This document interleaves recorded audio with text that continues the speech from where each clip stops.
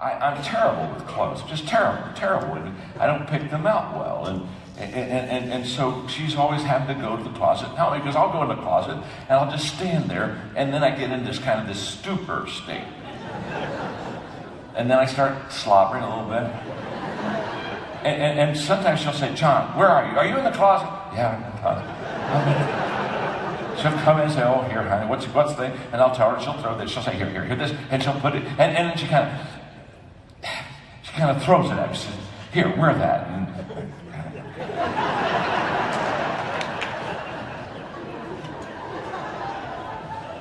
sometimes I gotta get up early to go speak somewhere before she's about bed, and I forgot to have her the night before help me, and so I'll go in and I'll just give it a shot.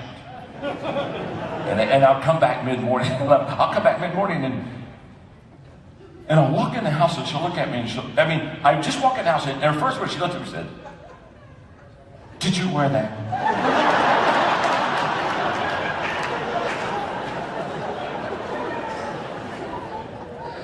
Now think about the question. Did I wear that? Did you wear that?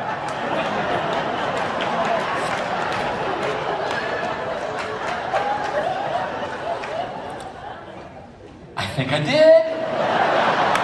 I think I do. Did you wear that? I have it on. No, sweetheart, I didn't. It's a mirage. Honest to God. And then she'll look at me and then she goes right into this question. Who saw you? Who saw you? Thousands, honey, thousands. I was on CNN this morning. Thousands, millions. Who saw you?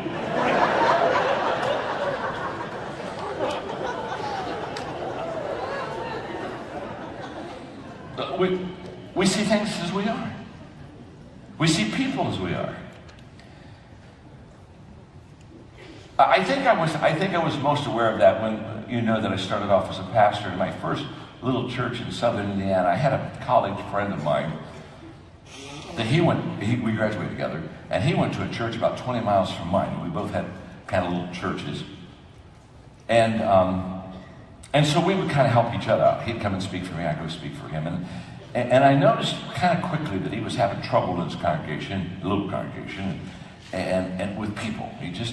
Every time we'd get together, he'd talk about the bad people he had in his congregation. This person's doing that, and that, boy, I'm telling you, can't get along with that. And so I kind of had a suspicion. And so he asked me to come and do a weekend kind of services for him. And so I remember Mark and I went over to their home on Friday night to have a meal with him, and then I was going to go speak. And the whole time I did this, Mike kept saying, he kept talking about these dinglings in my congregation. There's this ding-a-ling, and then that, and he said, I'm so glad you're here, and I hope when you speak that'll help that ding-a-ling, and then there's the ding-a-lings over here, and I'm sitting in there, and I'm just saying, everybody's a ding-a-ling.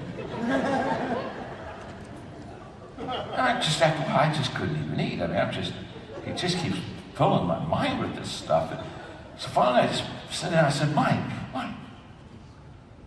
do you know why you have so many ding-a-lings in your church?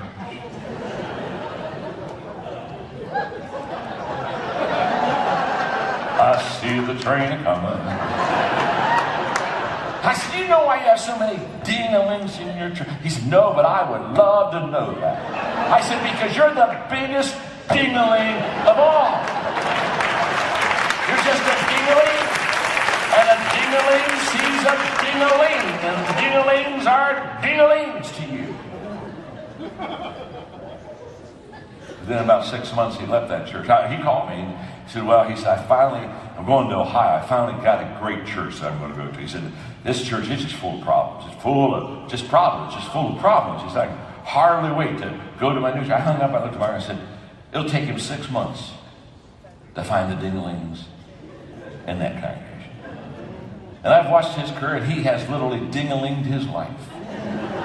From one place to another place, here a ding-a-ling, there a ding-a-ling, everywhere a ding-a-ling, a ding-a-ling, a ding-a-ling, ding-a-ling. You see, we see people as we are. Notice that.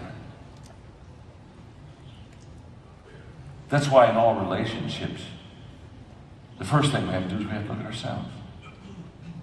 If Bob has a problem with Susan, and Bob has a problem with Charlie, and Bob has a problem with Jack, and Bob has a problem with Helen, and Bob has a problem with Marie, and Bob has a problem with Annette, and Bob has a problem with Ralph, Bob has a problem.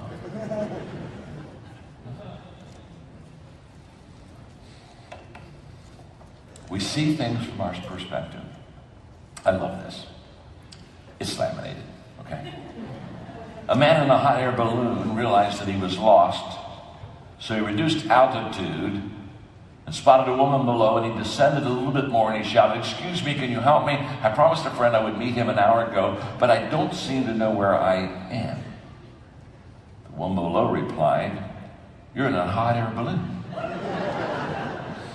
And you're hovering about 30 feet above the ground.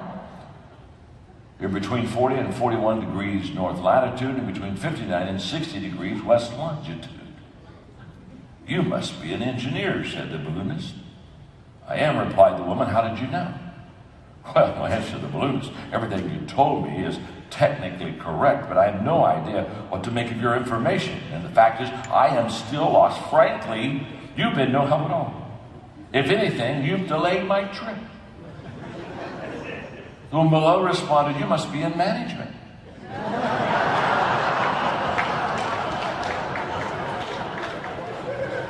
"I am," said the balloonist, "but how did you know?" "Well," she said, "you don't know where you are or where you're going. You've risen to where you are due to a large quantity of hot air. You made a promise which you have no idea how to keep, and you expect people beneath you to solve your problem."